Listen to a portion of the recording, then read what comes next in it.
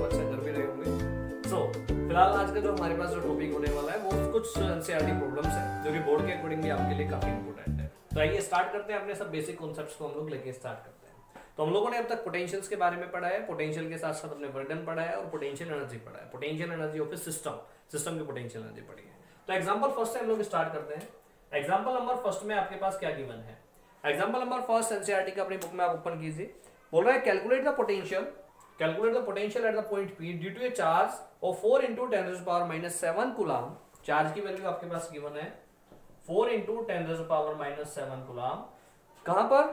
Located है 9 centimetre away. Distance है आपके सामने 9 centimetre. So you know very well the formula of potential 1/4πε0 Q by R. So you have the value of Q, you have the value of R, put the value of Q, put the value of R, then you will get the potential at a distance of 9 centimeter. So that's very easy example. Okay, second example, second part इसके अंदर पूछा है hence obtain the work done bringing a charge of 2 × 10⁻⁹ coulomb from infinity to the point P. यानी कि ये हमारे पास कोई charge रखा था, Q चार्ज 9 सेंटीमीटर पे कोई एक पॉइंट P है, वहां पे मैंने पोटेंशियल चेक कर लिया कितना आया, जो भी आता है। फिर मैं इन्फिनिटी से दूर से कोई एक चार्ज में लेके आ रहा हूं इस P पॉइंट तक। उस चार्ज की वैल्यू कितनी है? उस चार्ज की वैल्यू आपके पास है 2 × 10⁻�9 कूलम। ये इस चार्ज की वैल्यू। तो आपको वर्क डन निकालना है। तो हमें पता है वर्क डन निकालने के लिए हम देखेंगे पोटेंशियल कौन देगा, ये वाला चार्ज। मैं इसे A पॉइंट बोल लेता हूं। तो potential due to A multiply जो चार्ज में लेके आ रहा हूं 2 × 10⁻⁹ coulomb. So that will be the work done. Potential आप यहां से फाइंड आउट कीजिए, चार्ज की वैल्यू इसके अंदर आपको गिवन है, then you can find out the work done. So that's the first example. चलते हैं अब जरा सेकंड एग्जांपल पे। सेकंड बड़ा ही स्पेशल सा एग्जांपल है और बहुत बढ़िया एग्जांपल है। सेकंड एग्जांपल में आपके पास बोला हुआ है इस बार दो चार्जेस है। तो कितने भी चार्जेस हो जाए अपने को पोटेंशियल निकालना आता है, क्या दिक्कत की बात है। तो सेकंड चार्ज, सेकंड क्या है अपने पास? बोल रहा है 2 चार्जेस। फर्स्ट आपके पास जो गिवन है चार्ज की value that is 3 × 10⁻⁸ coulomb. Example number second, पहले चार्ज की वैल्यू है 3 × 10⁻⁸ कूलम एंड सेकंड चार्ज की जो अपने पास वैल्यू है that is -2 × 10⁻⁸ coulomb. Okay, are located 15 centimetre apart. ये A पॉइंट, ये B पॉइंट, यहां पर चार्ज Q1, इधर charge Q2 and the separation between them is 15 centimetre. बोल रहा है क्या? At what point on the line joining the two charge is the electric potential 0? Take the potential at infinity to be 0. इसका मतलब क्या है? पहले मैं आपको बता दूं, इन्फिनिटी पे आपको 0 लेना है। यानी कि पहले एक चार्ज हम लोगों ने लेके आए दूर से, कहीं से इन्फिनिटी से लाके रखा है यहाँ पर, फिर दूसरे को लेके आए इन्फिनिटी से लाके रखा है यहाँ पर। इसका मतलब है कि इन्फिनिटी में हमारे पास चार्जेस पोटेंशियल 0 है। तो 15 सेंटीमीटर का हमारे पास एक गैप है इनके लिए। सो अभी अपने को करना क्या है? लाइन ज्वाइनिंग का किसी एक पॉइंट को अपने को ढूंढना है जहां पर पोटेंशियल 0 होगा। तो answer is that line joining का मतलब क्या है? हम आगे भी तो हो सकता है, बिल्कुल सही बात है, हो सकता है। तो एक काम मैं कर रहा हूं, दूसरा आपको करना है। मैं किसी एक पॉइंट को ले लेता हूं, सपोज दैट यहां पर एक कोई पॉइंट है इससे x डिस्टेंस पर। तो यहां से कितना बचेगा? 15 - x डिस्टेंस बचेगा। चलिए जरा कैलकुलेट करते हैं एक बार, कितना आएगा वो। तो potential due to A at point O, potential at point O कितना होगा? Due to A 1/4πε0 Q1 upon, या Q की जो भी हमारे पास वैल्यू होगी Q1/x²। Potential at O due to B 1/4πε0। ये वाला Q2 चार्ज कैसा है? नेगेटिव होगा, Q2/15 - x²। That is equation first, that is equation second. According to question V total कितना होना है? 0 होना है। तो यानी कि V1 + V2 कितना होना चाहिए? 0 होना चाहिए। तो जरा एक बार जरा देखना दोनों में से क्या क्या कॉमन आ जाएगा। 1/4πε0 कॉमन बचा क्या अपने पास? बचा है हमारे पास Q1/x² minus Q2/15 - x² that is equal to 0। तो ये पार्ट 0 के साथ भेज दें, Q1 की वैल्यू रखवाएं और Q2 की। Q1 की वैल्यू है अपने पास 3 × 10⁻⁸, Q2 की है -2 × 10⁻⁸। माइनस में ऑलरेडी यूज कर चुका हूं, ध्यान रहे, माइनस में ऑलरेडी यूज कर चुका हूं, तो इसलिए मैं दोबारा माइनस नहीं रखूंगा। ठीक, तो 10⁻⁸ बाहर ले लिया हम इसमें से। 1/4πε0 में कुछ आ रहा हूं 0 के साथ। ठीक है, क्योंकि कैलकुलेशन अपने पास मैथमेटिकल है बिल्कुल। तो 10⁻⁸ मैंने बाहर लिया। Q1 कितना बचा? 3/x² minus 2 upon 15 minus X का whole square that will give is equal to 0। अब इसे भी कहां पहुंचा दूं मैं, 0 के साथ पहुंचा देता हूं। ओके, तो बचा क्या अब अपने पास, एलसीएम ले ले। एलसीएम कितना आएगा, एलसीएम कितना आएगा, एलसीएम आएगा अपने पास एक्स स्क्वायर 15 माइनस एक्स का होल स्क्वायर। ओ सॉरी, एक गड़बड़ हम लोगों ने कर दी। गड़बड़ क्या कर दी, यहाँ पर हमारे पास स्क्वायर नहीं आता, पोटेंशियल में स्क्वायर नहीं आता, वो इलेक्ट्रिक फील्ड में आता है। Sorry, this is my fault, ये मैंने एक बहुत बड़ा क्राइम कर दिया है, तो इसके लिए मैं आप लोगों से माफी चाहूंगा। तो ये हमारे पास स्क्वायर नहीं आता, सॉरी। ओके, सो एलसीएम लेते हैं 3 इंटू 15 माइनस एक्स। भाई इंसान है, हो जाती है, गर्मी सर्दी का असर हो जाता है कभी कभी। So 3 into 15 minus x 2x is equal to 0। ये भी 0 के साथ हम लोग भेज देते हैं। बचा क्या अपने पास, सिंपल सी टर्म बच गया, that is 45 minus 3x minus 2x is equal to 0। It's means 5x is equal to 45 और x is equal to 9 centimetre. इसका मतलब यहां से 9 सेंटीमीटर, तो यहां से कितना बचा 6 सेंटीमीटर। तो इतने पर हमारे पास electric potential at this point must be 0। अब क्वेश्चन यहाँ पे ये आता है कि आप इसे दूसरे तरीके से आप कैलकुलेट कर सकते हैं अलोंग द लाइन। जी हाँ, तो ये आपके लिए होमवर्क है। आप इस पॉइंट को आप अलोंग द लाइन कैसे लेंगे, ये ए पॉइंट, ये बी पॉइंट, ये हमारे पास 15 सेंटीमीटर का गैप।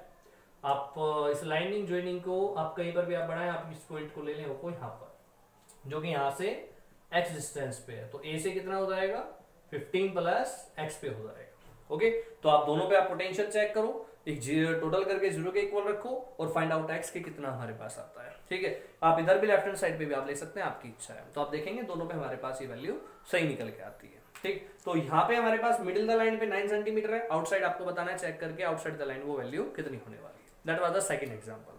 चलते हैं अपने नेक्स्ट एग्जांपल पे। वो एग्जांपल बड़ा ही स्पेशल है। एग्जांपल नंबर है अपने पास, अभी मैं थर्ड वाले को स्किप कर रहा हूँ क्योंकि बहुत जबरदस्त एग्जांपल होने वाला है। अकेला एक क्लास में वही एग्जांपल चलेगा एक दिन तो। ठीक है, एग्जांपल नंबर 4। एग्जांपल नंबर 4 क्या है, ये वही है जो मैंने एक दिन लास्ट लेक्चर में आपको उसकी कंडीशन बताई थी, potential energy of A system of charges. तो जरा एक बार देखते हैं, उससे पहले एक बार क्वेश्चन को पढ़ते हैं, क्वेश्चन में क्या गिवन किया है। कैलकुलेशन में आपके लिए ही छोड़ूंगा, ठीक है, कैलकुलेशंस में आपको ही एक्सपर्ट होना है।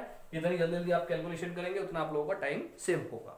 सो क्वेश्चन है 4 charges are arrange, third example number 4, example number है 4 charges are arrange, example 4 charges are arrange at the corner of a square A B C D of side D. ये एक एबीसीडी स्क्वायर है, ए बी सी डी, इसके side है हमारे पास D. As shown in figure, find the work required to put together this arrangement। इस पूरे के पूरे अरेंजमेंट को एक साथ लाने में कितना वर्क करना पड़ा होगा। और चार्जेस की वैल्यू मैं आपको बता दूं क्या क्या गिवन है। सॉरी, ए पॉइंट अपने पास यहाँ पर है, बी पॉइंट यहाँ पर है, सी पॉइंट इधर है और डी पॉइंट इधर है। एक्चुअल में चार्जेस उसने अपने डायग्राम के अकॉर्डिंग दिया है, नहीं हम अपने अकॉर्डिंग में ले सकते थे। That is plus Q, that is minus Q, that is again plus Q and that is again minus Q.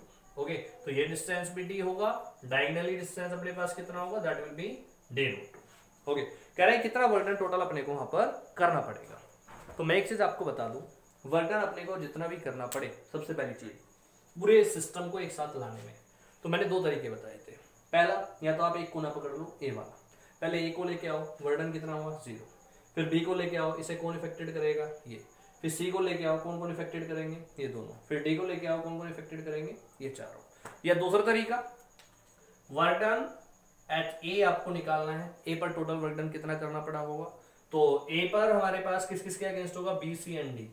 तो डब्ल्यू ए बी आप कैलकुलेट करें, डब्ल्यू ए सी आप कैलकुलेट करें, डब्ल्यू ए डी आप कैलकुलेट करें। ओके, फिर यदि आपको डब्ल्यू बी पे आपको कैलकुलेट करना है तो बी को भी तीनों तरफ से हमें करना पड़ेगा, लेकिन ए वाला हम ऑलरेडी ले चुके हैं। तो बी के साथ कौन कौन आया, बी सी प्लस बोलिए बी डी, सही बात है।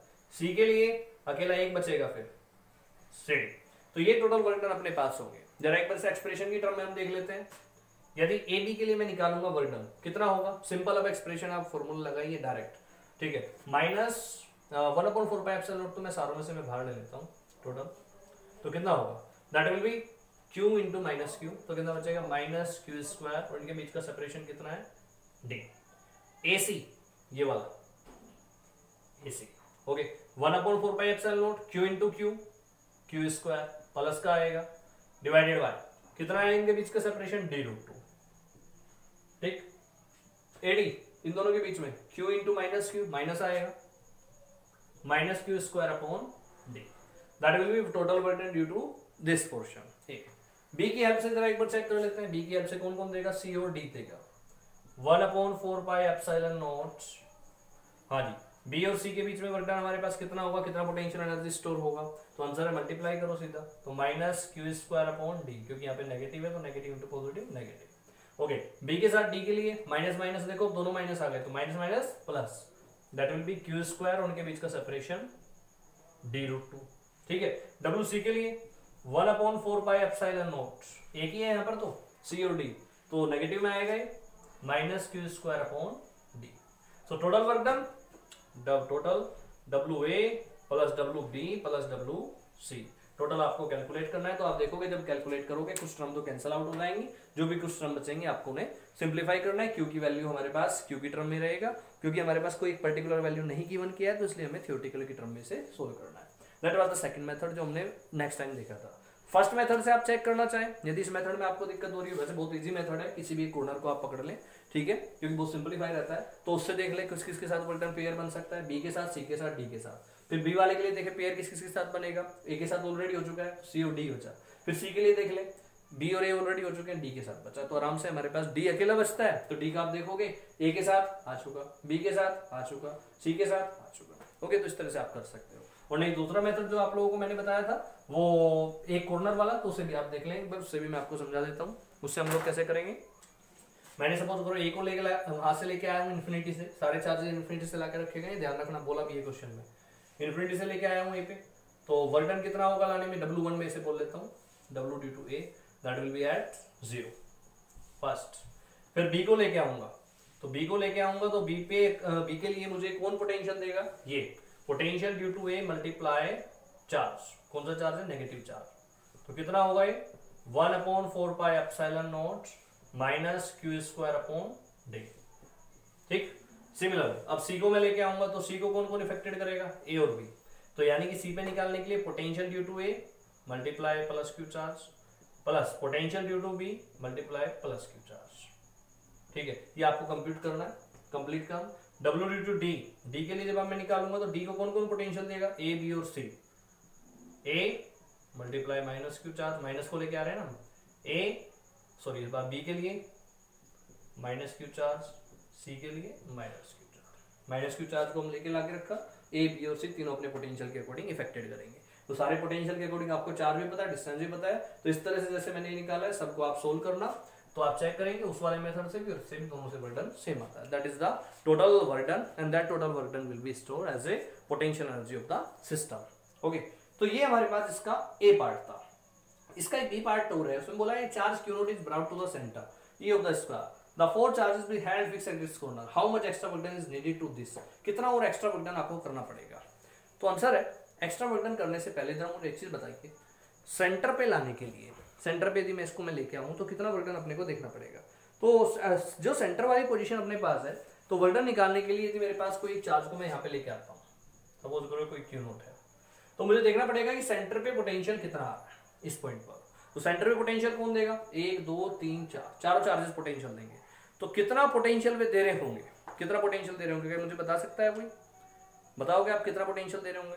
तो आप कैलकुलेट करें, माइनस क्यू से निकालें, प्लस क्यू से निकालें, माइनस क्यू से निकालें, प्लस क्यू से निकालें इस ओ पॉइंट पर, तो आप देखेंगे प्लस क्यू से जितना आया माइनस क्यू से जितना आया कैंसिल आउट, इस प्लस क्यू से कितना आया माइनस क्यू से आया कितना आया, टोटल हमारे पास कैंसिल आउट, तो total work done at O, total potential at point O, that will be 0 volt, और जब पोटेंशियल हमारे पास एट पॉइंट ओ 0 वोल्ट है, तो work done at point O, किसी भी चार्ज को लाने पर potential multiply charge, that will be 0 joule, यानी कि हमें कोई एक्स्ट्रा वर्क डन नहीं करना पड़ेगा। ये बिल्कुल ऐसा ही होगा जैसे कि जीरो पोटेंशियल वाले केस में किसी भी फ्रीली एक इन्फिनिटी से किसी से आप लेके आके आपने एक ही पॉइंट पर आपने लाके उसे रख दिया हो, जहां पर कोई इसे इफेक्ट करने वाला नहीं था। तो ऐसी कहानी है, यहाँ पे से कोई इफेक्ट करने वाला नहीं है, तो यानी कि जैसे ए पॉइंट के लिए 0 हुआ था, तो यहाँ पर भी कोई एक्स्ट्रा वर्क डन अपने को नहीं करना पड़ेगा। Okay, so it's all about the numerical problems. तो ये इस टॉपिक के अकॉर्डिंग कुछ न्यूमेरिकल प्रॉब्लम्स थी जो आपको अटेम्प्ट करनी है, और इसके साथ साथ आपको अपनी एनसीईआरटी का question number first and question number 2।